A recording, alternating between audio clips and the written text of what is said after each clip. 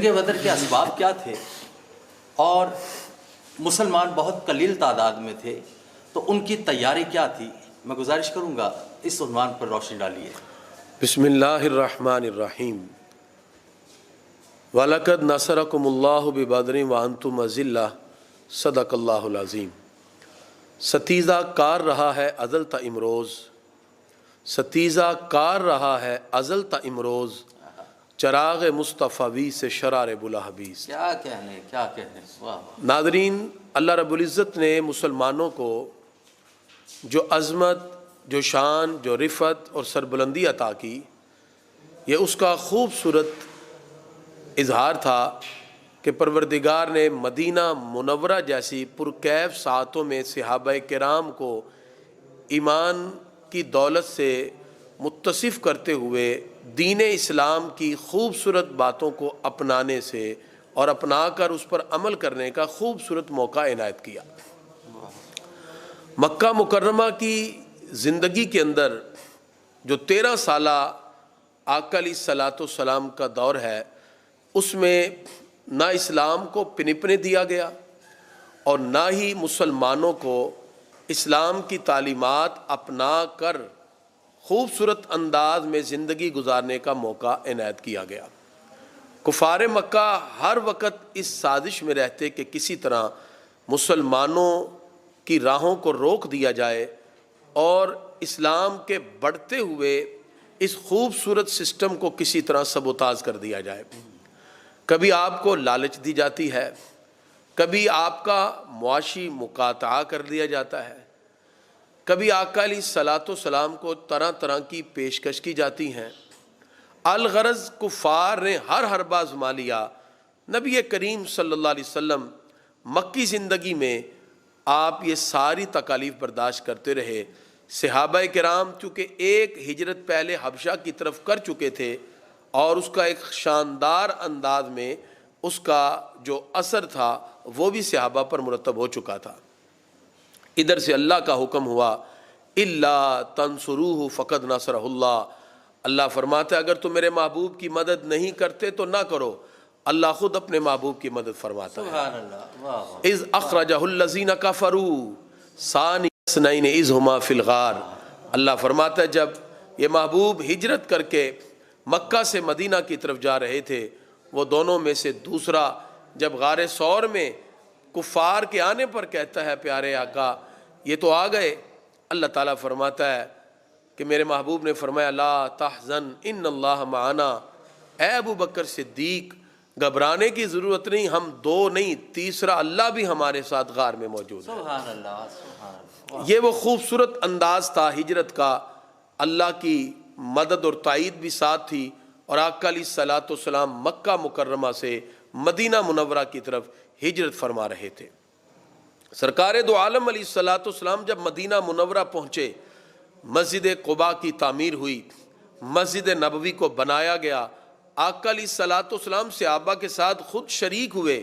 نبی کریم صلی اللہ تعالی علیہ وسلم نے خوبصورت سب سے پہلے ایک اسلامی ریاست کی بنیاد رکھی۔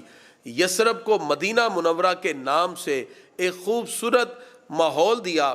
جس وقت اسلام پھیلنے لگا تو غزوہ بدر کا پہلا سبب یہ ہے کہ مسلمانوں کی بڑھتی ہوئی اس خوبصورت کامیابی کو دیکھ کر وہ کفار مکہ جو ہر وقت اپنے دلوں میں پیچ و تاب کھانے والے تھے، وہ ان مسلمانوں کو صفحہ ہستی سے مٹانے کی ہر طرح سے کوشش کر رہے تھے۔ تو لہذا آقا علیہ الصلوۃ والسلام نے مدینہ منورہ میں آ کر آپ نے جمعے کا قیام کیا، باقاعدہ جو اسلام کے خوبصورت عملی طور پر جو مسائل تھے اس کو صحابہ کرام کے سامنے ذکر کیا۔ اس طرح ایک ہجری ابھی یعنی ایک سال ہی گزرا تھا کہ اگلے سال ہی جس وقت ابو سفیان کا قافلہ ملک شام سے تجارت کا بہت سا سامان لے کے آ رہا تھا اور اس قافلے کے اندر چونکہ وہاں عرب کے اندر اتنا غلہ اور اناج نہیں ہوتا تھا تو اشیاء کو لانے کے لیے مختلف لوگ مل کر پیسے ڈالتے اور پھر اس غلے اور اناج کو لایا جاتا۔ تو ملک شام سے لانے والا یہ سامان ابو سفیان جس کا قائد تھا، لیڈر تھا، وہ اس قافلے کو لا رہا تھا۔ اس میں تقریباً مکہ کے بڑے بڑے جو رؤساء تھے ان میں سے ہر ایک کا پیسہ اس میں شامل تھا۔ جس وقت وہ یہ سامان لے کے آ رہا ہے، اس کو یہ فکر ہوئی کہ شاید میں گزروں گا جس شاہراہ سے، وہاں سے مدینہ منورہ قریب ہے، کہیں مسلمان میرے اس قافلے کو لوٹ نہ لیں، میرا اس سامان تجارت کو مسلمان لوٹ نہ لیں۔ اس نے دمدم غفاری کو پیسے دیے اور اس کو اونٹ پہ سوار کیا اور کہا جاؤ اور تم جا کے مکہ کے اندر اعلان کر دو کہ مسلمان تمہارے مال کو، سامان تجارت کو لوٹنے والے ہیں۔ اس طرح ایموشنل بلیک میل کیا۔ دمدم غفاری نے جا کے یہ اعلان کیا، کفار مکہ سارے مل کر تیاری کرنے لگے۔ اب وہ یہ کہہ رہے تھے، چونکہ کبھی کبھی انسان اپنی انانیت کے خول میں اور اپنے تکبر و نخوت میں اتنا آگے بڑھ جاتا ہے کہ اس کو یہ بھی ہوش نہیں رہتا کہ وہ کون سا قدم اب اٹھانے لگا ہے۔ تکبر، نخوت کے یہ سارے معاملات کفار مکہ میں تھے۔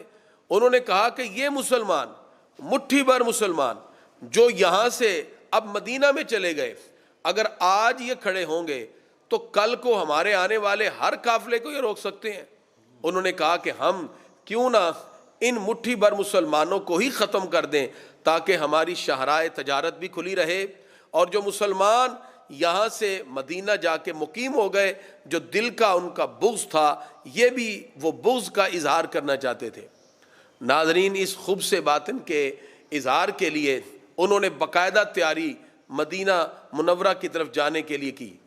کفار مکہ نے چن چن کر لوگوں کو آپس میں مل کر رؤسائے قریش نے تیاری کا فیصلہ کیا۔ میں یہاں کہا کرتا ہوں کہ بدر کیا ہے؟ بدر تو عشق و محبت کی خوبصورت داستان کا نام ہے۔ سبحان پہلا مارکا حق و باطل کے درمیان، اللہ، وہ خوبصورت مارکا جس نے حق اور باطل کو جدا کر دیا، جس کو یوم الفرقان سے تعبیر کیا جاتا ہے۔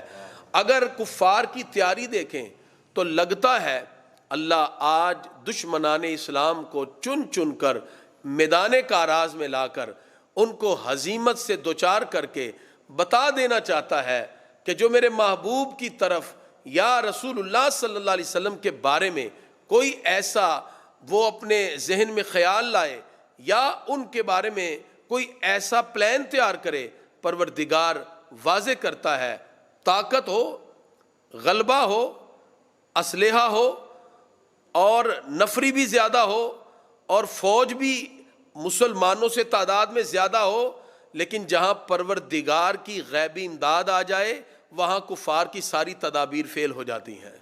تو پروردگار نے جب اس تیاری کو دیکھیں، ابو جہل نے باقاعدہ طور پر بڑے بڑے رؤساء کو جن کا پیسہ اس سامان تجارت میں تھا اس کو تیار کیا، ان کو پرووک کرنے کے لیے طرح طرح کی باتیں کی۔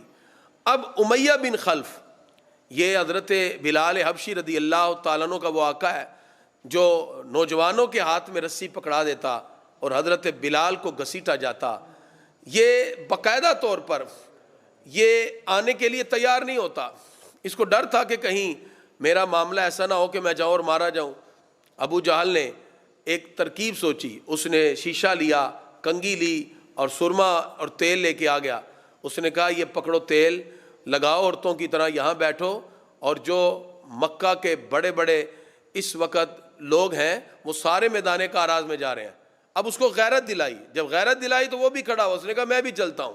عتبہ بھی، شیبہ بھی، یہ سارے کفار جن کو تیار کیا، اور یہ وہ لوگ تھے جنہوں نے مکہ مکرمہ میں آقا علیہ الصلوۃ والسلام کو طرح طرح کی تکلیفیں دیں۔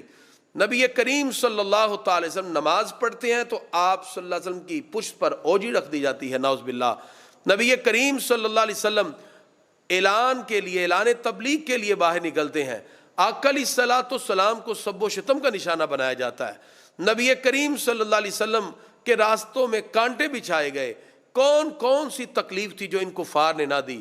یہ رؤساء قریش اپنی طاقت کے بلبوتے پر اور تکبر نخوت میں ڈوب کر اپنی ایگو اور انانیت کے خول کے اندر یہ سمجھتے تھے کہ شاید ہم سب سے زیادہ طاقتور ہیں، ہمارا کون مقابلہ کر سکتا ہے۔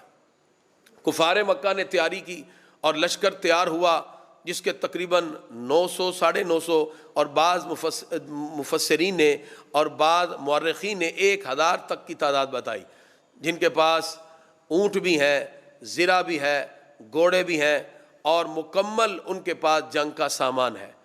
ادھر سے کفار مکہ کی جب تیاری ہوئی تو مسلمانوں کو بھی خبر پہنچی۔ اب مسلمانوں کی تیاری کا حال بھی سنیں۔ ہمارے پیارے نبی صلی اللہ علیہ وسلم نے صحابہ کو جمع کیا۔ یہ چونکہ پہلا معرکہ ہے، یہ پہلا موقع تھا کہ کفر سے آمنے سامنے نبرد آزما ہونا تھا۔ کفر تو ہمیشہ سے اسلام کو مٹانے میں لگا ہے۔ اللہ تعالیٰ قرآن مجید میں ارشاد فرماتا ہے، یہ لوگ چاہتے ہیں لیطفئوا نور اللہ، کہ وہ اللہ کے نور کو بجھا دیں، لیکن پروردگار جس شمع کو روشن کر دے اس شمع کو کوئی بجھا نہیں سکتا۔ فانوس بن کر جس کی حفاظت ہوا کرے وہ شمع کیا بجھے جسے روشن خدا کرے۔ اللہ رب العزت نے اپنے محبوب کی حفاظت کا ذمہ خود لیا ہے۔ پروردگار اپنے محبوب کی امداد کا بھی، صحابہ کرام سے امداد کا بھی وعدہ فرماتا ہے، لیکن آقا علیہ الصلوۃ والسلام نے سب کو بٹھایا، مشاورت کی اور کہا ہمیں کیا کرنا چاہیے، کیا ہم مدینہ میں رہ کر لڑیں یا باہر آئیں؟ مختلف مشاورت کے ساتھ بات ہوئی، ہمیں کیسے جانا چاہیے کہ نہیں جانا چاہیے؟ یہ سوالات چند انداز میں آقا علیہ الصلوۃ والسلام نے صحابہ کے سامنے پیش کیے۔ چونکہ کفار مکہ تیاری کر چکے تھے، لشکر کے روانہ ہونے کی اطلاع مل چکی تھی، اب یہ پہلا معرکہ تھا۔ صحابی کھڑے ہوئے، مہاجرین کھڑے ہوئے، عرض کرتے ہیں پیارے آقا ہم آپ کے ساتھ ہیں۔ لیکن مہاجرین تو پہلے دن سے ہی سرکار کے ساتھ تھے، وہ تو اپنے گھر بار چھوڑ کر اپنا سب کچھ چھوڑ کے سرکار کے ساتھ آ گئے۔ ہمارے پیارے نبی صلی اللہ علیہ وسلم انصار کی طرف دیکھ رہے تھے کہ ان کی طرف سے بھی کوئی کھڑا ہو۔ حضرت سعد بن عبادہ کھڑے ہوئے، اور ایک مقام پر حضرت سعد بن معاذ رضی اللہ تعالیٰ عنہ کھڑے ہوئے، عرض کرتے پیارے آقا آپ ہم سے پوچھتے ہیں کہ جانا چاہیے کہ نہیں، آپ ہمیں صرف اشارہ کریں، ہم اپنے گھوڑوں کو برق الغمات کے ساتھ ٹکرا دیں گے، آپ اشارہ کریں تو ہم اپنے گھوڑوں کو سمندروں میں بھی داخل کر دیں گے۔ پیارے آقا آپ ہم سے بار بار نہ پوچھئے۔ ایک اور صحابی کھڑے ہوئے، عرض کیا پیارے آقا ہم قوم موسیٰ کی طرح نہیں کہیں گے کہ جائیے آپ اور آپ کا خدا جا کے لڑے، اللہ کی قسم ہم آپ کے دائیں بھی لڑیں گے، بائیں بھی لڑیں گے، آگے بھی لڑیں گے، پیچھے بھی لڑیں گے، آپ ایک اشارہ کریں ہم اپنے گھوڑوں کو سمندروں میں بھی داخل کر دیں گے۔ یہ خوبصورت انداز میں جب جملے کہے گئے، صحابہ کہتے ہیں سرکار کا چہرہ 14ویں کے چاند کی طرح جگمگا اٹھا۔ انصار بھی تیار ہیں، مہاجرین بھی تیار ہیں۔ اب بظاہر تو کچھ بھی نہیں، ابھی سب کچھ چھوڑ کر مہاجرین گھر بار دولت پیسہ سب کچھ چھوڑ کر ابھی مدینہ منورہ میں آئے۔ ابھی پہلا سال گزرا ہے، ابھی تو صحابہ کرام ٹھیک سے اپنے مکان بھی نہ بنا سکے، ابھی تو رہنے کے صحیح طرح انتظام بھی نہ ہو سکے، ابھی تو تن ڈھانپنے کے لیے کپڑا بھی نہ تھا۔ تو اس حالت میں ایک بہت بڑی سپاہ کے سامنے کھڑے ہو جانا، وہ کفار مکہ جو باقاعدہ لوہے کے لباس پہن کے، زرہ اور خود کو پہن کے اور بڑے کر و فر کے ساتھ آ رہے تھے، ان سے پھر لڑا کیسے جائے؟ لڑنے کے لیے تو اسباب چاہیے۔ آقا علیہ الصلوۃ والسلام نے اعلان کر دیا کہ اب ہم اعلان جہاد کرتے ہیں۔ ناظرین جہاد کیا ہے؟ جہاد ایک مقدس فریضے کا نام ہے۔ آج کے اس دور کے اندر جہاد کو بھی ایک عجیب انداز میں پیش کیا جا رہا ہے۔ در حقیقت یہ سازش ہے یہود و نصارہ کی کہ مسلمانوں کے ایک مقدس عمل جہاد کو دہشت گردی سے، ٹیررزم سے تعبیر کیا جاتا ہے۔ حالانکہ جنگ اور جہاد میں زمین و آسمان سے بھی زیادہ فرق ہے۔ جنگ میں ملکوں کو تباہ کیا جاتا ہے، گھروں کو آگ لگائی جاتی ہے، بچے بوڑھوں کو قتل کیا جاتا ہے، پھلدار درختوں کو کاٹا جاتا ہے۔ جنگ کے اندر نہ کوئی اصول ہے، نہ کوئی قواعد ہیں، نہ کوئی پیرامیٹرز ہیں جس کو فالو کیا جائے اور اس کے مطابق کسی ملک کی طرف اگر جایا جائے تو وہاں حملہ کیا جائے۔ جہاد اس سے الگ ہے۔ جہاد ایک مقدس عبادت ہے۔ دوران جہاد نماز چھوڑنے کی اجازت نہیں۔ جہاد کے دوران بچے بوڑھے ہر ایک کو، اور وہ شخص جو امان طلب کرے اس کو امان دی جاتی ہے، اس کو سینے سے لگایا جاتا ہے۔ کسی درخت کو کاٹنے کی اجازت نہیں، کسی کو گھر بیٹھے مارنے کی اجازت نہیں۔ جہاد ایک خوبصورت مقدس عبادت ہے جو اعلاء کلمت اللہ کے لیے کی جاتی ہے، جو اللہ کے دین کی سربلندی کے لیے کی جاتی ہے، اور اس کی کئی صورتیں ہیں۔ یعنی جہاد ایک تو نفس جہاد ہے، انسان اپنے ذات کے اندر نفس میں اٹھنے والی خواہشات کے خلاف جہاد کرے، یہ بھی جہاد ہے۔ اسی طرح مالی جہاد ہے، اسی طرح قلم کا جہاد ہے، اسی طرح قولی جہاد ہے۔ یہ جو جہاد کی ہم بات کر رہے ہیں اس کی بھی دو صورتیں ہیں۔ ایک مدافعانہ جہاد ہے، یعنی وہ مدافعانہ جس کو ہم ڈیفینسو انداز میں بھی ذکر کر سکتے ہیں۔ اگر کسی اسلامی ملک پہ کوئی حملہ کر دے تو ہم اپنا دفاع کریں گے، اس کو جہاد سے تعبیر کیا جاتا ہے۔ اور دوسرا ہے مصلحانہ جہاد۔ مصلحانہ جہاد کیا ہے کہ کسی جگہ مسلمانوں پر زمین تنگ کر دی جائے اور رسول اللہ صلی اللہ علیہ وسلم کے دین کے خلاف کہیں سے آوازیں اٹھنے لگیں، تو اس وقت اس شر کو مٹانے کے لیے، جیسے بدن پہ پھوڑا نکل آئے تو اس ناسور کو ختم کرنے کے لیے اتنا حصہ کاٹا جاتا ہے۔ اگر معاشرے کا کوئی حصہ، اگر دنیا میں کوئی حصہ ایسا ہو جو دوسرے لوگوں کے لیے شر کا باعث بن جائے، جو انسانیت کی تذلیل کرے، جو لوگوں کے حقوق کو سلب کرے، جو گھروں میں بیٹھنے والی ماؤں بہنوں بیٹیوں کی عزتوں کو تار تار کرے، پھر اللہ کے دین کی سربلندی کے لیے مسلمان اٹھیں، اسے مصلحانہ جہاد کہتے ہیں۔ تو یہ جو جنگ بدر ہے یہ ڈیفینسو انداز ہے، مدافعانہ جہاد ہے۔ تمام کے تمام کفار مکہ مسلمانوں کو مٹانے کے لیے آئے، اب لازم تھا کہ مسلمان بھی اٹھیں۔ آپ کے گھر میں کوئی حملہ کر دے تو آپ بیٹھے نہیں رہتے، پھر آپ اس کا جواب دیتے ہیں، پھر آپ اس کو بتاتے ہیں کہ کسی کو اس انداز میں جھنجھوڑنا یا کسی کی غیرت کو اس انداز میں پکارنا، تو یہ ساری کی ساری چیزیں مسلمان ہونے کے ناطے ہم سب کو سمجھنا ہوگی۔ نبی کریم صلی اللہ تعالی علیہ وسلم نے جب جہاد کا اعلان کیا تو ننھے صحابہ بھی آ گئے، معوذ و معاذ بھی آ گئے۔ عرض کیا پیارے آقا ہم نے بھی جانا ہے؟ سرکار نے فرمایا نہیں، ابھی تم چھوٹے ہو۔ معاذ بڑے تھے، فرمایا چلو آپ آ جاؤ۔ عرض کیا پیارے آقا معاذ اگرچہ عمر میں بڑا ہے لیکن جب ہم اکھاڑے میں پہلوانی کرتے ہیں میں اس کو گراتا ہوں، طاقت میری زیادہ ہے، اس میں محبت دیکھیے۔ سرکار نے مسکرا کے کہا اچھا جاؤ دکھاؤ مجھے کون کس کو گراتا ہے۔ جیسے دونوں نے ہاتھ ڈالے، معوذ نے کان میں کہا معاذ تیری تو سلیکشن ہو چکی ہے، آج تو جان بوجھ کے گر جا، میری بھی سلیکشن ہو جائے، میرا بھی انتخاب ہو جائے۔ اور وہی ہوا۔ یہ خوبصورت باتیں صحابہ کے مابین ہیں، چونکہ پہلا جہاد ہے۔ پھر وہ انہوں نے معاذ کو گرا دیا، سرکار نے فرمایا معوذ بھی آ جائے، معاذ بھی آ جائے۔ دونوں صحابہ اور ننھے صحابی یہ بھی جہاد میں شریک ہونے کے لیے تیار ہیں۔ اعلان کر دیا جاتا ہے، بہت سی خواتین اپنے ننھے بچوں کو لے کر آ جاتی ہیں، آقا علیہ السلام نے ان کو واپس بھیجا۔ یہ شوق تھا، یہ جذبہ تھا جہاد کا۔ مسلمانوں نے تیاری کی، زبان پہ اللہ کا نام ہے، ذکر اللہ بھی چل رہا ہے، جہاد کی تیاری بھی چل رہی ہے، قرآن کی آیات بھی پڑھی جا رہی ہیں، اور صحابہ فرح شاداں ہیں کہ ہم اللہ کے دین کی سربلندی کے لیے آج وہ کفار جنہوں نے ہمیں مکہ میں ستایا، ہمیں طرح طرح کی تکلیفیں دی، آج ہم ان کفار کو صفحہ ہستی سے مٹانے کے لیے اور ان کو بتانے کے لیے جا رہے ہیں کہ رسول اللہ صلی اللہ علیہ وسلم کا یہ دین قیامت تک سربلند رہے گا۔ پھر صحابہ کرام چلے، صرف 70 اونٹ تھے اور تقریباً ان کے پاس مختلف روایات کے مطابق 7 یا 8 تلواریں تھیں اور 2 گھوڑے تھے، اور اس انداز میں چلے۔ یہاں ایک سوال پیدا ہوتا ہے، صحابہ عرض کرتے ہیں جب سرکار نے پوچھا جانا چاہیے کہ نہیں، یا ہمیں کہاں لڑنا چاہیے، کس انداز میں، تو عرض کیا پیارے آقا اشارہ کریں ہم اپنے گھوڑے بھی سمندروں میں داخل کریں۔ تو گھوڑے تو تھے نہیں ان کے پاس، وہ داخل کیا کریں؟ معدوم چیز کا اعلان کرنا اور دعویٰ کرنا تو درست نہیں۔ علامہ اقبال اس کا بڑا پیارا جواب دیتے ہیں، آپ فرماتے ہیں ہر کے عشق مصطفیٰ سامان اوست، بحر و بر در گوشائے دامان اوست۔ کہا کیا ہوا اگر ان کے پاس گھوڑے نہ تھے؟ جن کے دلوں میں سرکار کی سچی محبت آ جائے، دنیا کی ساری نعمتیں اللہ پھر ان کے قدموں میں ڈال دیتا ہے۔ اور وہی ہوا، پھر دنیا کی ساری نعمتیں ان کے قدموں میں آئیں، کیونکہ ان کے دل میں سرکار کی سچی محبت تھی، سرکار کا سچا عشق تھا۔ یہ رسول اللہ صلی اللہ علیہ وسلم کے دین کی سربلندی کے لیے میدان عمل میں اترے۔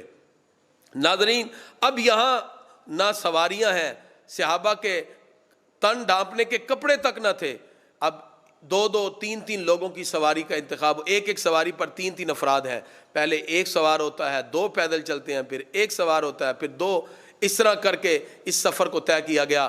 مدینہ شریف سے بدر کی طرف جاتے ہوئے صحابہ کرام محبت، شوق، آقا علیہ الصلوۃ والسلام کی الفت، رسول اللہ صلی اللہ علیہ وسلم کی قیادت، اسلام کی سربلندی، دین اسلام کی احیاء کے خوبصورت جذبات کو لے کر جس وقت بدر کی طرف جاتے ہیں، پروردگار بھی ان مٹھی بھر مسلمانوں کی وہ عظمتیں پھر قرآن میں ذکر کرتا ہے جن کی تعداد 313 یا 315 کے قریب ہے۔ آقا علیہ الصلوۃ والسلام ان عظیم ہستیوں کے ساتھ، آقا علیہ الصلوۃ والسلام صحابہ کرام کی قیادت کرتے ہوئے بدر کی طرف روانہ ہے، اور ادھر سے کفار مکہ جو آ رہے ہیں، اونٹ ذبح ہوتے ہیں اور رات کو کباب بنتے ہیں، اس کو کھایا جاتا ہے۔ مختلف لاہو و لعب کے پروگرام کفار مکہ کے لشکر میں جاری ہیں۔ ادھر صحابہ ہیں جن کی راتیں قرآن پڑھنے میں گزر رہی ہیں، جو کبھی نوافل میں ہیں، کبھی اللہ کا نام لے رہے ہیں، کبھی آیات بینات کی تلاوت ہے، کبھی توبہ استغفار ہے، کبھی اللہ رب العزت کے خوبصورت محبوب کا نام نامی اس میں گرامی ہے۔ اس محبت، اس شوق، اس جذبے کے ساتھ صحابہ کرام میدان عمل میں گئے۔ تو بنیادی طور پر جو بدر کے اسباب ہیں اس میں ایک تو کفار مکہ اور رؤسائے قریش کا وہ جلن ہے، وہ اسلام کے خلاف دشمنی تھی جس کی وجہ سے یہ سارے کا سارا معاملہ پیش آیا۔ پھر عمر بن حضرمی کے بارے میں بھی اسی کا جو سلسلہ رہا، تاریخ نے لکھا، ایک یہ بھی سبب تھا۔ اور تیسرا ابو سفیان کا وہ جو لشکر تھا جس کو سامان تجارت کے ساتھ وہ لا رہا تھا ملک شام کی طرف، اس کو بچانے کا بھی یہ سلسلہ تھا۔ یہ چند اسباب ملے تو پھر بدر کا واقعہ رونما ہوا۔ اب راستے میں ابھی کفار مکہ تھے تو پتہ چلا ابو سفیان قافلے کے ساتھ صحیح سلامت وہاں سے گزر چکا ہے، جو شہراء شام سے مدینہ سے گزرتی ہوئی مکہ کی طرف آ رہی تھی۔ اب کفار مکہ ان کا پلان یہ تیار ہوا، کچھ لوگوں نے کہا بھی جب ہمارا جو سامان تجارت ہے وہ آ گیا ہے، اب ہمیں لڑنے کی کیا ضرورت۔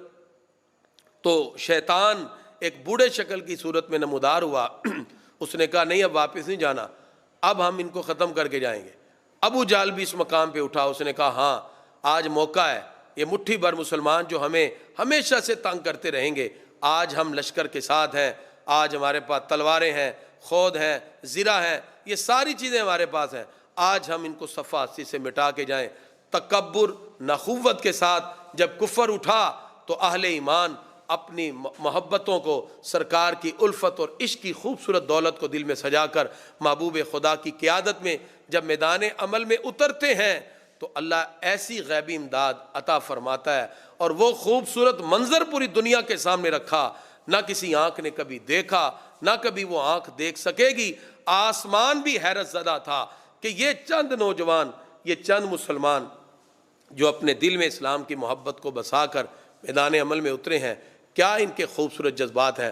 پھر پروردگار نے وہ غیبی امداد جو رب قدوس نے دینے کا وعدہ کیا، پھر اللہ نے وہ امداد بھی بھیجی، اور پروردگار نے پھر صحابہ کرام کو وہ عظمت عطا کی، پھر مسلمانوں کو وہ عظمت ملی کہ کفار جو تکبر سے آیا، رب نے پھر اس کے تکبر کو خاک میں بھی ملایا۔ سبحان اللہ، سبحان میرے کریم آقا صلی اللہ علیہ وسلم کے عظیم معجزات کا ظہور جو میدان بدر میں ہوا، اس پہلو پر روشنی ڈالیے جناب ڈاکٹر محمد علی کریمی صاحب۔ بسم اللہ الرحمن الرحیم۔ فضائے بدر پیدا کر فرشتے تیری نصرت کو، اتر سکتے ہیں گردوں سے کتار اندر کتار اب بھی۔ سبحان اللہ، واہ واہ۔ آقا علیہ الصلوۃ والسلام کی قیادت میں جہاد کی محبت کو دلوں میں سمائے ہوئے، رسول اللہ صلی اللہ علیہ وسلم کی الفت اور محبت کو دل میں جگہ دیتے ہوئے، جس عقیدت اور محبت کے ساتھ یہ لشکر جب بدر کے مقام پر پہنچا تو کفار مکہ پہلے سے آ کر ایک اونچی جگہ پر اور پانی پر قبضہ کر چکے تھے، اور وہ جگہ چونکہ مٹی والی تھی وہاں چلنا آسان تھا، جبکہ دوسری طرف صحابہ کرام جب پہنچے وہ جگہ ریتلی تھی، پاؤں دھس رہے تھے، پانی نہ تھا، وہاں خیمے لگا لیے گئے۔ اب شیطان نے دل کے اندر ڈالا، اے مسلمانوں اگر تم حق پر ہو تو پانی تمہارے پاس نہیں، اسباب تمہارے پاس نہیں، چلنا تمہارے لیے ممکن نہیں، تم کیسے حق پر ہو؟ یہ شیطانی وار تھا، اور اہل حق کے خلاف ہمیشہ سے شیطانی طاقتیں اور قوتیں برسر پیکار رہتی ہیں، اور وہ طرح طرح حیل و حجت کے ساتھ اسلام کے پرچم کو سرنگو کرنے کی کوشش کرتی ہیں۔ جس وقت یہ معاملہ ہوا، دلوں میں یہ بات آئی، اللہ نے سب سے پہلی غیبی امداد یہ کی، رب قدوس نے موسلا دار بارش عطا فرما دی۔ سبحان اللہ، سبحان یہ وہ اللہ کی پہلی مدد تھی جس سے کفار کے ہاں کیچڑ بنا اور وہ پاؤں پھسلنے لگے اور صحابہ کے پاؤں ریت پر جم گئے اور پاؤں ٹکنے لگے، اور پانی کو صحابہ نے جمع کیا، کوئی وضو کر رہا ہے، کوئی غسل کر رہا ہے، اللہ نے وافر مقدار میں بارش کی صورت میں صحابہ کرام کو پانی عطا فرما دیا، سبحان اللہ، دل کی راحتیں نصیب ہوئیں۔ ناظرین کرام، 17 رمضان المبارک 2 ہجری کو نبی کریم صلی اللہ تعالی علیہ وسلم کی قیادت میں مٹھی بھر یہ مسلمان آقا دو جہاں صلی اللہ تعالی علیہ وسلم کی وہ خوبصورت باتوں کو دل میں سما کر فرح و شاداں ہوتے ہیں، خیمے لگ جاتے ہیں، اور ہر صحابی اپنے اپنے خیمے میں اللہ کے ذکر میں مشغول ہو جاتا ہے۔ ادھر سے کفار تھے، وہ اپنے اپنے خیموں میں اونٹ کو ذبح کر کے کباب بنا کے کھا رہے تھے، شراب پی رہے تھے، لاو و لعب میں مبتلا تھے، ناچ گانا جاری تھا، اور لاہو و لعب میں وہ سارا وقت ضائع کر رہے تھے۔ ادھر سے مسلمان تھے جن کی راتیں اللہ کی بارگاہ میں قیام کرتے ہوئے اور قرآن کی تلاوت کرتے ہوئے گزر رہی تھی۔ بدر سے ایک رات پہلے آقا علیہ الصلوۃ والسلام بھی اللہ کی بارگاہ میں سر بسجود ہوتے ہیں، تمام سپاہیوں کو، مسلمانوں کو سونے کا حکم دیا، اور سرکار نے تلقین کی کہ صبح بہت بڑا مارکا ہے اور تم سب سو جاؤ تاکہ اچھی طرح نیند لے لو، اور ہم نے کل باطل کے سامنے ٹکرانا ہے۔ آقا علیہ الصلوۃ والسلام یہ ہدایت دے کے اپنے خیمے میں آئے، قرآن کی تلاوت میں مشغول ہوئے، عبادت اور عیادت میں مشغول ہوئے۔ وہ صحابہ جن کے دلوں میں محبوب خدا کی محبت جلوہ گر تھی، وہ بھی کہاں سونے والے تھے۔ آقا علیہ الصلوۃ والسلام خیموں کا جب مشاہدہ کرنے باہر نکلے، کہیں سے اللہ کے قرآن کی آواز آ رہی ہے، کہیں نوافل پڑھے جا رہے ہیں، کہیں دعاؤں کا سلسلہ جاری ہے۔ آقا علیہ الصلوۃ والسلام بڑے خوش ہوئے، یہ رات کٹ گئی۔ صبح کے وقت آقا علیہ الصلوۃ والسلام نے فجر کی نماز پڑھائی، عظیم خطبہ ارشاد فرمایا۔ آقا دو جہاں صلی اللہ علیہ وسلم خطبہ کے بعد آپ نے صفوں کو ترتیب دیا، صحابہ کرام کی لائنیں بنائیں۔ آقا علیہ الصلوۃ والسلام کے دست مبارک میں ایک عصا ہے، ایک چھڑی ہے، آپ اس چھڑی سے نشان لگاتے ہیں، لائن میں سیدھا کرتے ہیں۔ حضرت سواد تھوڑے سے آگے نکلے ہیں اور ان کا پیٹ بھی بڑا تھا، سرکار نے ان کے پیٹ پر چھڑی ہلکی سی لگائی اور کہا، سواد استوی یا سواد، اے سواد اپنی لائن میں آ جا، تو سیدھا ہو جا۔ جس وقت حضرت سواد سے یہ معاملہ ہوا، آگے آقا علیہ السلام بڑھتے گئے، لائنیں سیدھی ہو گئیں۔ حضرت سواد نے عرض کیا، پیارے آقا آپ سے گزارش ہے۔ آقا علیہ السلام نے فرمایا، ہاں۔ عرض کیا، پیارے آقا آپ تو عدل و انصاف سکھانے والے ہیں۔ آپ نے کہا بالکل۔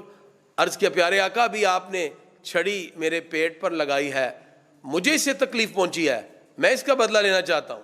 صحابہ حیران تھے، حضرت سواد کو کیا ہوا؟ سرکار نے کہا، لو سواد۔ کہا، عرض کیا، پیارے آقا جب آپ نے چھڑی میرے پیٹ پہ ماری اس وقت میرے پیٹ پہ کپڑا نہیں تھا، آپ بھی کپڑا اٹھائیے۔ سرکار نے چھڑی دی، کپڑا اٹھایا، صحابہ پریشان، یہ کیا ہوا؟ تو وہ دوڑ کر آگے بڑھے، چھڑی پھینک کے سرکار کے جسم اقدس کو بوسے دینا شروع ہو جاتے ہیں۔ عرض کرتے ہیں، پیارے آقا میرے ماں باپ بھی آپ پہ قربان ہو جائیں، میں کون ہوں آپ سے انتقام لینے والا، میں کون ہوں آپ سے بدلہ لینے والا؟ موت سامنے تھی، خواہش یہ تھی کہ کاش مرنے سے پہلے ایک مرتبہ آپ کے جسم اقدس کو بوسے دوں، بہانہ بن نہیں رہا تھا۔ پیارے آقا یہ ہیلا تھا جس سے میں نے آپ کے جسم اقدس کو بوسے دینا مناسب سمجھا۔ میں پھر وہی بات عرض کرتا ہوں، بدر کیا ہے؟ بدر عشق اور محبت کی خوبصورت داستان کا نام ہے۔ صحابہ کرام نے وہ داستانیں رقم کی جو کہ آنے والے وقت کے لیے ہر مسلمان کے لیے ایک خوبصورت پیغام دیتے ہیں۔ نبی کریم صلی اللہ تعالی علیہ وآلہ واصحابہ وبارک وسلم جس وقت آپ نے یہ خوبصورت انداز میں صحابہ کرام کو خطبات دیے اور لائنیں بنائیں اور ان کو سیدھا کیا، ادھر سے کفار بھی ہیں۔ اب مسلمانوں کے پاس تو صرف 8 تلواریں ہیں، 2 گھوڑے ہیں، 70 اونٹ ہیں، 313 کی تعداد ہے، اور یہ چند لوگ تھے مٹھی بھر جو آج اس انداز میں میدان عمل میں آئے۔ صحابہ کرام نے بدر میں ایک اونچا سا عریش بنا دیا۔ عریش وہ خیمہ تھا جو آقا علیہ الصلوۃ والسلام کا تھا، اور اس کے اوپر سارے میدان کا جائزہ لیا جاتا تھا۔ جیسے کسی میدان میں اوٹی ہوتا ہے، وہ ہر چیز کو دیکھ رہا ہوتا ہے اور ہدایات جاری کر رہا ہوتا ہے۔ آقا علیہ الصلوۃ والسلام بھی عریش پہ جلوہ گر تھے، میدان کا جائزہ لیا، پھر سرکار خیمے میں آئے۔ آقا علیہ الصلوۃ والسلام نے اپنا سر سجدے میں رکھا، رب کی بارگاہ میں دعا کی، اور دعا کرتے کرتے سرکار کھڑے ہوئے، اپنے ہاتھوں کو اٹھایا، یہاں تک کہ چادر بھی گر گئی۔ اس وقت صحابہ کرام نے آپس میں مشورہ کیا، آج بدر میں سرکار کی حفاظت کے لیے کون مقرر ہوگا؟ حضرت ابوبکر صدیق رضی اللہ عنہ تلوار لے کے سرکار کے خیمے کے باہر کھڑے ہیں۔ آپ اندر داخل ہوئے، سرکار کی چادر اٹھا کے کندھے پہ رکھی اور کہا، پیارے محبوب گھبرائے نہیں، رب نے جو آپ سے وعدہ کیا اللہ وعدہ ضرور پورا کرے گا۔ ادھر سے کفار کر و فر تکبر کے ساتھ لائنیں بنا کے کھڑے تھے، اور ان کے دلوں میں غصہ تھا، غیظ تھا، غضب تھا کہ کسی طرح مسلمانوں کو صفحہ ہستی سے مٹا دیں۔ آج جو کفر اسلام کو مٹانے کے لیے آیا، اسلام سے نبرد آزما ہے، حق و باطل کے درمیان یہ پہلا مارکا جب کفار یہ ساری تیاری کر کے کھڑا ہے۔ ادھر سے صحابہ کرام اللہ رب العزت کے فضل سے لائنیں بنا کر کھڑے، پروردگار نے ایک اور امداد ان کی فرمائی، اللہ تعالیٰ نے صحابہ کی نظروں میں کفار کو تھوڑا کر دیا اور کافروں کی نظروں میں مسلمانوں کو زیادہ کر دیا۔ ہر چیز میں مؤثر حقیقی اللہ کی ذات ہے۔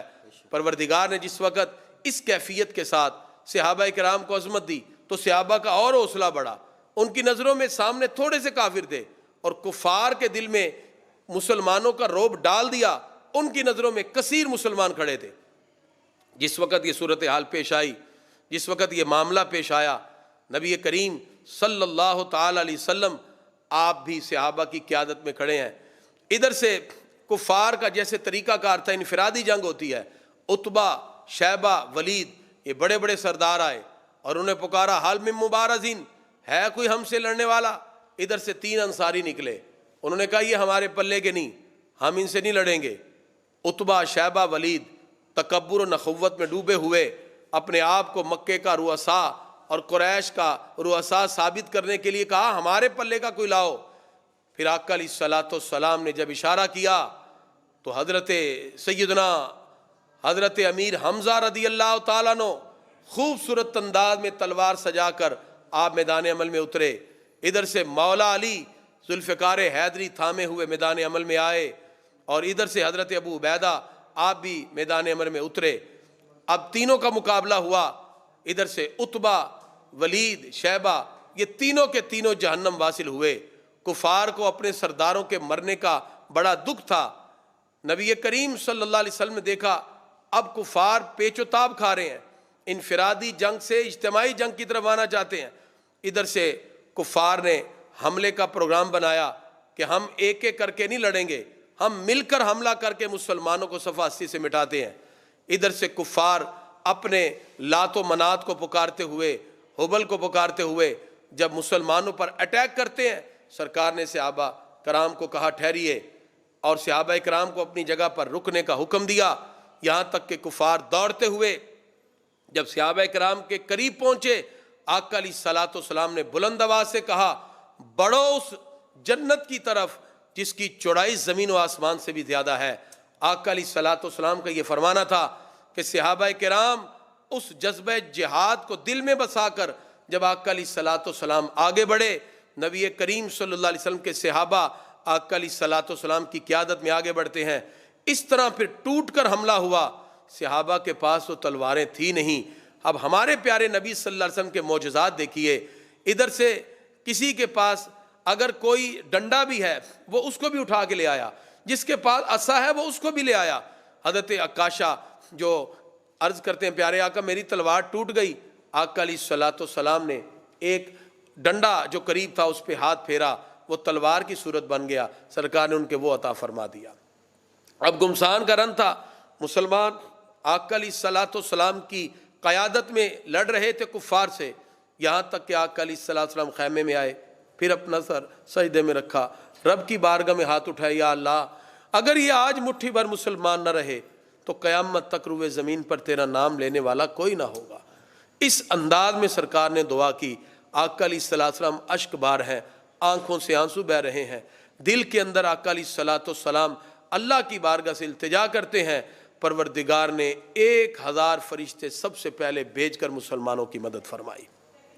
آقا علیہ الصلوۃ والسلام خوش ہوئے، اور ابلیس جو اس وقت کفار کے ساتھ کھڑا تھا، جس وقت اس نے یہ حال دیکھا تو وہ وہاں سے دوڑتا ہوا بھاگ گیا۔ کفار نے کہا تم تو ہمیں لانے والے تھے، اس نے کہا جو میں دیکھ رہا ہوں وہ تم نہیں دیکھ رہے۔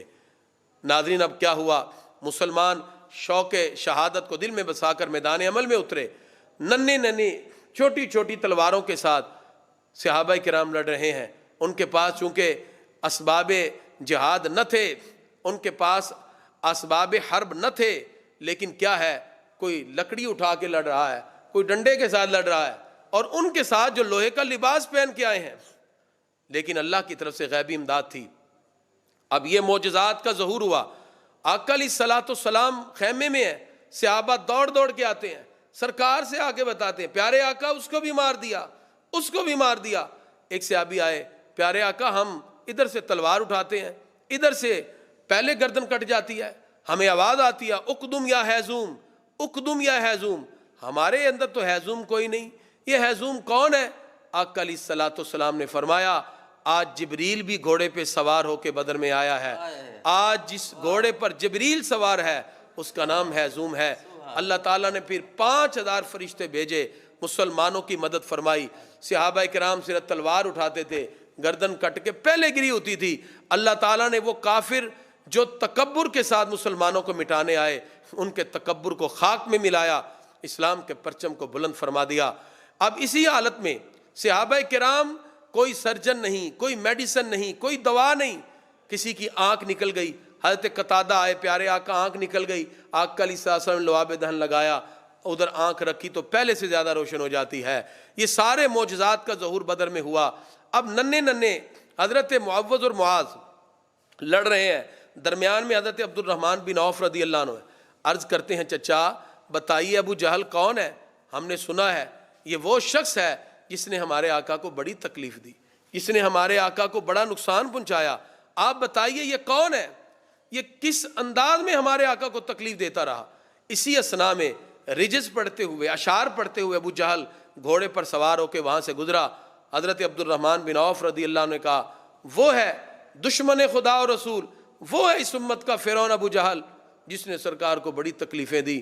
وہ ننھے ننھے معوذ و معاذ چھوٹی چھوٹی چھریوں کے ساتھ لڑنے والے، چھوٹے چھوٹے ان کے پاس تلواریں تھیں، وہ اسی کو لے کر دوڑے اور بھاگے، اور بھاگ کر عقاب اور شاہین کی طرح جھپٹے اور مار مار کے چھوٹی چھوٹی تلواروں سے ابو جہل کو نیچے گرا دیا۔ اور جب نیچے گرایا اور تلواریں مار مار کر جس وقت ابو جہل کو بالکل نبرد آزما کیا، اس کو مارنے کے قریب کیا، پھر آگے بڑھ کر اس کی گردن کاٹی۔ اکرمہ بن ابی جہل نے جب یہ دیکھا تو دوڑ کر آگے بڑھا اور جلدی سے وار کر کے معاذ کی بازو کو کاٹ دیا۔ معاذ کا بازو کٹ رہا ہے اور کٹ کے ایک طرف ڈھڑک رہا ہے، اپنے پاؤں کے نیچے معاذ نے اس بازو کو لیا، جھٹکا دے کر اس کو جدا کیا، یہاں تک کہ مورخین نے لکھا جنگ ختم ہونے کے بعد سرکار نے وہی بازو لعاب دہن کے ساتھ پھر وہیں رکھا تو پہلے کی طرح ٹھیک ہو جاتا ہے۔ نہ کوئی سرجن ہے، نہ کوئی دوائی ہے، نہ کوئی میڈیسن ہے، سرکار کا لعاب دہن ہے۔ کبھی حضرت قتادہ کی آنکھ ٹھیک ہو رہی ہے، کبھی کٹے بازو جڑ رہے ہیں، یہ دونوں دوڑے اور دوڑ کے سرکار کی بارگاہ میں خوشخبری دینے کے لیے گئے، پیارے آقا آپ کے دشمن ابو جہل کو ہم نے نیست و نابود کر دیا۔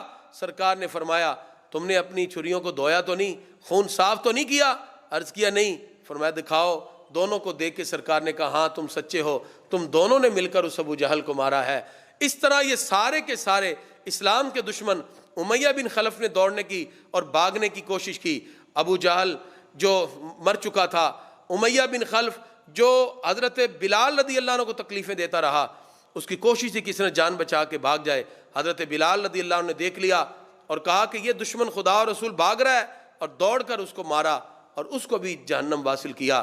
اس طرح 70 کفار جہنم واصل ہوئے، 70 ہی قیدی ہوئے، اور 14 مسلمان اس معرکہ حق و باطل میں شہادت کے درجے پر فائز ہوئے۔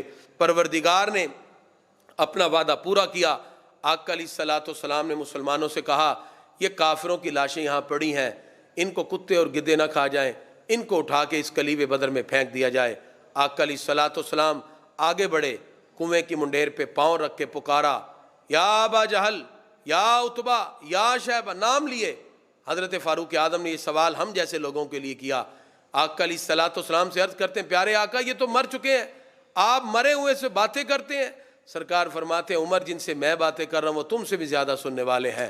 اگر اس امت کا فرعون ابو جہل اور کافر مرنے کے بعد سنتا ہے تو مومن مرنے کے بعد کیوں نہیں سن سکتا؟ سرکار نے خطاب کرتے ہوئے کہا جس چیز کا رب نے تم سے وعدہ کیا تھا وہ تمہیں مل گیا، اور جس چیز کا ہم سے وعدہ کیا ہمیں بھی مل گیا.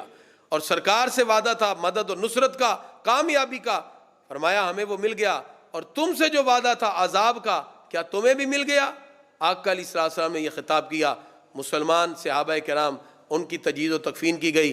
نبی کریم صلی اللہ علیہ وسلم پورے کر و فر کے ساتھ اپنے لشکر کو واپس لے کر لوٹتے ہیں، اور 70 قیدی اس میں آئے. آقا علیہ السلام نے پھر صحابہ میں بانٹ دیا. پھر ان کا فدیہ مقرر ہوا. جن کے پاس فدیہ نہ تھا وہ کچھ نہ کچھ پیسے دے کر، جو قیمت مقرر ہوئی وہ نہیں تو تعلیم دے کر وہ اپنی اپنی خلاصی پاتے رہے. بدر کیا ہے؟ عشق اور محبت کی داستان ہے. اسلام کا پہلا مارکا حق و باطل کا، جس میں اسلام کے پرچم کو بلند کر دیا گیا.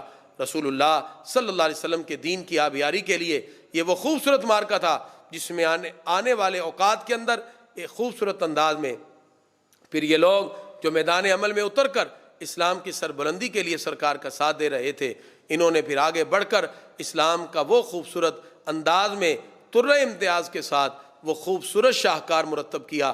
آج پوری دنیا کے سامنے ہم وہ اسلام کا خوبصورت شجر دیکھ رہے ہیں جس کو خون جگر کے ساتھ صحابہ کرام نے آبیار کیا تھا.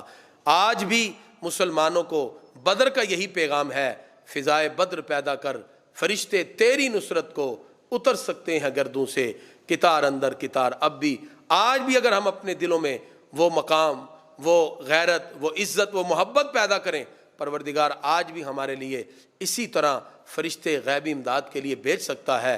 بدر ہمیں سکھاتا ہے سرکار کی اطاعت.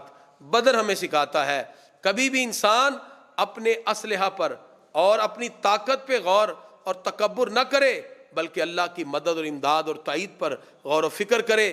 رب کی غیبی امداد آ گئی، دنیا اور آخرت کی دونوں کامیابیاں انسان کے لیے متعلق ہو جاتی ہیں. مومن کبھی بھی جنگ آلات اور جنگ کے حرب کو نہیں دیکھتا. مومن کبھی بھی تلوار سے نہیں بلکہ قوت ایمان سے لڑتا ہے جو اللہ نے مومن کو عطا فرمائی. جباری و قہاری و قدوسی و جبروت، یہ چاروں عناصر ہوں تو بنتا ہے مسلمان. یہ اسلام کا خوبصورت طرح امتیاز ہے جو ہمیں حقیقت کے ساتھ جوڑ دیتا ہے. میرے ہاتھ میں تھا جب تک میرے مصطفیٰ کا دامن، میرے پاؤں چومتی تھی یہی گردش زمانہ.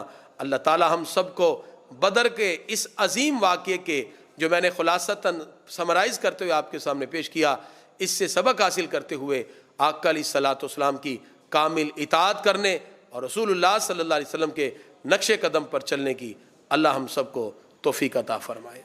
سبحان اللہ، سبحان اللہ. ناظرین محترم، کیا خوبصورت انداز میں جناب قبلہ ڈاکٹر محمد علی کریمی صاحب نے معرکہ بدر کے مختلف پہلوؤں پر روشنی ڈالی.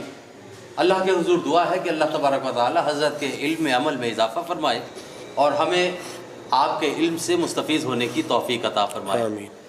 اور ہم مشکور ہیں کہ حضرت کو جب بھی مدعو کیا گیا آپ اپنی مصروفیت سے وقت نکال کر تشریف لاتے ہیں. ناظرین محترم، پروگرام کے اختتام پر اللہ کے حضور دعا کے لیے ہاتھ اٹھاتے ہیں. اپنے میزبان جمیع اللہ فائز کو اجازت دیجیے. دعا کے لیے میں گزارش کروں گا محترم کرام جناب ڈاکٹر محمد علی کریمی صاحب سے کہ دعا فرمائیے. بسم اللہ الرحمن الرحیم. الحمدللہ رب العالمین والعاقبۃ للمتقین والصلاۃ والسلام علی خیر خلقہ محمد وآلہ واصحابہ اجمعین. پروردگار، جو کچھ ہم نے کلمات طیبات کہے، نیک ہستیوں کا ذکر خیر ہوا، یا اللہ ان پاکیزہ ہستیوں کے صدقے، ان پاکیزہ ہستیوں کے پاکیزہ ذکر کے صدقے ہم سب کے گناہوں کو معاف فرما. آمین. یا اللہ جس طرح صحابہ کرام نہ اسلحہ ہے، نہ ذاتی اسباب ہیں، نہ ظاہری اسباب ہیں، صرف دل میں سرکار کی محبت جاگزی ہے اور سچی محبت کو لے کر بدر میں اتر کر اسلام کے پرچم کو بلند کیا. پروردگار اس سچی محبت کے ساتھ ہمیں بھی متصف ہونے کی توفیق عطا فرما. آقا علیہ السلام سے غیر مشروط محبت کرنے کا جذبہ عطا فرما. بے لوث عقیدت و محبت کے جذبات آقا علیہ السلام سے رکھنے کی توفیق عطا فرما. پروردگار، آج پوری دنیا اس وقت پریشانی اور خوف و ہراس میں مبتلا ہے۔ اسلام کی عظمتوں کا آج جس انداز میں مختلف لوگ مل کر کسی نہ کسی اعتبار سے کچھ نہ کچھ پروپیگنڈا کے ساتھ کچھ نہ کچھ اسلام کے خلاف معاملات میں مصروف ہیں، پروردگار اسلام کے پرچم کو پھر سربلندی عطا فرما، مسلمانوں میں غیرت اسلامی عطا فرما، رسول اللہ صلی اللہ علیہ وسلم کے دین کی آبیاری کی ہمیں توفیق عطا فرما، ہم سب کو فکری طور پر، عملی طور پر، اعتقادی طور پر مضبوطی عطا فرما، ہمیں تفریقہ، افتراق سے، انتشار سے محفوظ فرما، ہم سب کو آقا علیہ الصلوۃ والسلام کی تعلیمات کے مطابق زندگی بسر کرنے کی توفیق عطا فرما۔ اللہم ربنا آتنا فی الدنیا حسنۃ وفی الآخرۃ حسنۃ وقنا عذاب النار، وصلی اللہ تعالی علی خیر خلقہ محمد وآلہ وصحبہ اجمعین برحمتک یا ارحم الراحمین۔